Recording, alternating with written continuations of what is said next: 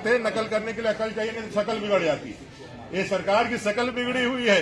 सत्ता पक्ष के माननीय विधायक लोबिन हेम्ब्रम जी, उन्होंने अविस्ताव लाया और अविस्ताव उनका गिर गया। काट की हांडी एक बार ही चढ़ती है, 2019 में चढ़ गई और बहुत भारी पड़ी है।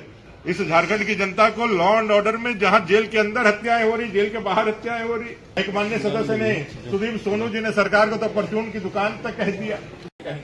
जो भी यहाँ के मुद्दे हैं, जो जनता से जुड़े हुए जन मुद्दे हैं, उन मुद्दों को आप आगे उठाना नहीं चाहते हैं, बढ़ाना नहीं चाहते, उसको सिर्फ मुद्दा ही बनाना चाहते हैं। और युवाओं की आवाज जब मुखरता के साथ आगे बढ़ी तो यहाँ 3 लोगों को, जो हमारे मुखर कार्यकर्ता हैं, भारतीय जनता पार्टी के सदस्य हैं इस विधानसभा के, उस विधानसभा के सदस्य माननीय सचेतक, मुख्य सचेतक विरिंची जी, सचेतक जेपी पटेल जी और अपने जुझारू साथी भानु प्रताप शाही जी को निलंबित कर दिया पूरा सत्रावधि के लिए। और ये कहते हैं कि भाई हम सीख रहे हैं लोकसभा और राज्यसभा। ये सीखने ही वाली नकलची ही सरकार है। लेकिन हमारे गुरु कहा करते थे नकल करने के लिए अकल चाहिए, नहीं तो शकल बिगड़ जाती है। ये सरकार की शकल बिगड़ी हुई है। ये सरकार ने इस पूरे विधानसभा सत्र में कई एक ऐसी घटनाएं देखी है जिससे लोकतंत्र अपमानित अपने आप को महसूस कर रहा है। आज जिस तरह से बाबूलाल मरांडी जी माननीय सदस्य हैं इस सदन के, राज धनवार के प्रतिनिधि है, 3 से 4 लाख लोगों का प्रतिनिधित्व करते हैं, अगर उनको बोलने का मौका नहीं दिया जाता 4 सालों में, आप तब नहीं दे रहे थे कि उनको नेता प्रतिपक्ष के रूप में मान्यता देने के लिए सारे हड़ताल पूरा करके भारतीय जनता पार्टी ने नेता विधायक दल बना करके आपके पास रखा था। लेकिन उनकी आवाज, उनकी वाणी, उनके जो मुद्दे होते हैं उनसे आप इतना डरते हैं कि आप उनको बोलने नहीं देना चाह रहे थे। अब तो बाध्यता भी खत्म हो गई, लेकिन एक आदिवासी जनजाति नेता जो आज हम सबका गौरव है, जिसके ऊपर एक भी भ्रष्टाचार के चार्जेज नहीं है, जिन्होंने पहली बार मुख्यमंत्री बनकर के इस राज्य को विकास की पटरी पर लाने का काम किया, ऐसे व्यक्ति को सिर्फ इस डर से कि वो बोलेंगे तो इस सरकार की पोल पट्टी खुल जाएगी, एक आदिवासी जननेता को बोलने से वंचित रखा गया। और जब उन्होंने अपनी पीड़ा सदन के अंदर बोलने को नहीं दिया गया, बाहर रखी, तो कई लोगों ने उनपे विशेषाधिकार लाने का और उनपे जो है अवमानना डालने का एक ओछा सा प्रयास किया। आप एक तरफ बोलने देना नहीं चाहते हैं, आप डरते हैं ऐसे आवाजों से, और दूसरी तरफ जब कोई पीड़ा बतलाता है तो आप उस पर जो है मानसिक दबाव बनाने का कोशिश करते हैं, दबाव बनाने का काम करते हैं। ये पूरी परिस्थिति बताती है।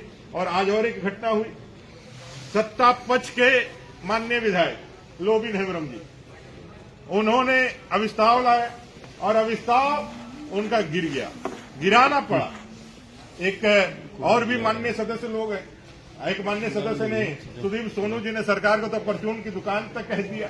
समीर मोहंती जी ने, माननीय सदस्य ने कहा कि भाई ये जो है ये अविस्ताव जो है वो हमको कोई एक संसदीय प्रक्रिया से हमको कुछ लाभ नहीं मिल रहा है। 3 साल पहले जो मांगे तो वो भी नहीं मिला, और माननीय मंत्री जो है अभी भी हमको फिर उसी तरह से झुंझुना ही पकड़ा रहे हैं, तो अगले बार पीसीसी मांगने के लिए आएंगे। तो आप समझ सकते हैं सदन की गरिमा कितनी गिर चुकी है। एक माननीय विधायक अपने लंबोदर महतो जी ने ओबीसी आरक्षण पे सरकार से जवाब मांगा, उसके बारे में कुर्मी जो उनकी मांगे हैं उसके ऊपर मांगा, उसकी बातों को आपने कार्मिक विभाग से लेकर के शिक्षा विभाग तक फेंकने का काम किया।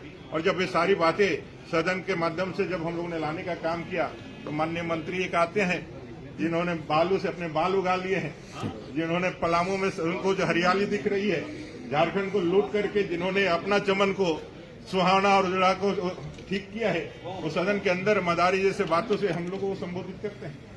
एक दलित का बेटा, एक साधारण कार्यकर्ता भारतीय जनता पार्टी का अगर इस पद पर बैठ करके 3.5 करोड़ झारखंड की जनता की आवाज को बुलंद करता है, तो आपके मन का अहंकार, आपके मन का वो सामंती भाव जो आपके अंदर बैठा हुआ है, आपके मन वो कांग्रेस से जो प्रभावित है, कांग्रेस से जो आलोकित है, उसके कारण जो है आपको उस तरह की बात बाहर निकल करके आती है।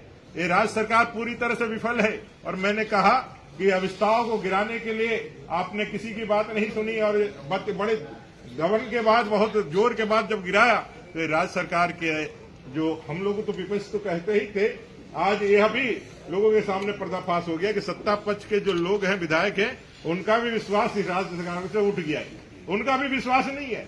ये अंदर अंदर पूरे खोखले हो गए हैं। लेकिन माननीय मुख्यमंत्री जी अब कितना कितना कसीदा करेंगे, कितना कहेंगे। ये अबुआ आवास ने अफवाह आवास बना के रख दिया है। अफवाह ऐसी कि भाई हर लोगों को मिलेगा, और आप बजट का प्रावधान और जो देखेंगे तो एक पंचायत में 2-4 भी दे सकेंगे कि नहीं। और ये हजारों हजार जो है पंचायतों से आवेदन लेकर के एक माहौल खड़ा करने का, बांसुरी बजाने से लोग आ जाएंगे तो काट की हांडी एक बार ही चढ़ती है। 2019 में चढ़ गई और बहुत भारी पड़ी है झारखंड की जनता को। इस झारखंड की जनता को लॉ एंड ऑर्डर में, जहां जेल के अंदर हत्याएं हो रही, जेल के बाहर हत्याएं हो रही, पुलिस की हत्याएं हो रही, जेल के अंदर से ईडी जैसे संस्थाओं पर जो है वो आप देखे होंगे कि षड्यंत्र रचा जा रहा है। आज धनबाद के व्यवसायी जो है अपने आप को आशंकित महसूस कर रहे हैं। आज एनसीआरबी का जो रिपोर्ट है उसमें 100 से ज्यादा दंगे झारखंड के खाते में है। सबसे ज्यादा राजनीतिक हत्याएं झारखंड के खाते में है। सबसे ज्यादा दुष्कर्म और हत्याओं का मामले में भी झारखंड अव्वल है।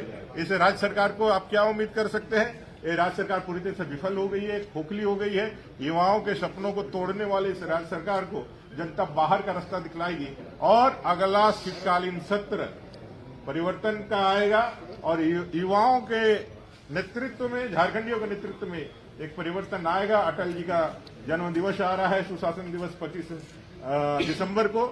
आज से 3 दिन बाद हम उनको याद करते हैं जिन्होंने झारखंड दिया। वनांचल के नाम से इनको इतना परहेज हो गया कि वनांचल के कारण ये राज्य बना, आप उसको ही विलोपित कर दिए। आपने अपने झारखंड आंदोलन को तो जैक तक में ही सीमित करके बेच दिया था 1994 में। इसको तो हम लोगों ने यहाँ झारखंड बना करके दिया। ये सारे विषयों को लेकर के राज्य की जनता से हम लोग ये जरूर कहेंगे कि इस सरकार का जो पर्दाफाश हुआ है उसको अपने हृदय में रखिए और समय आने पर ऐसी चोट दिखाइए कि अपना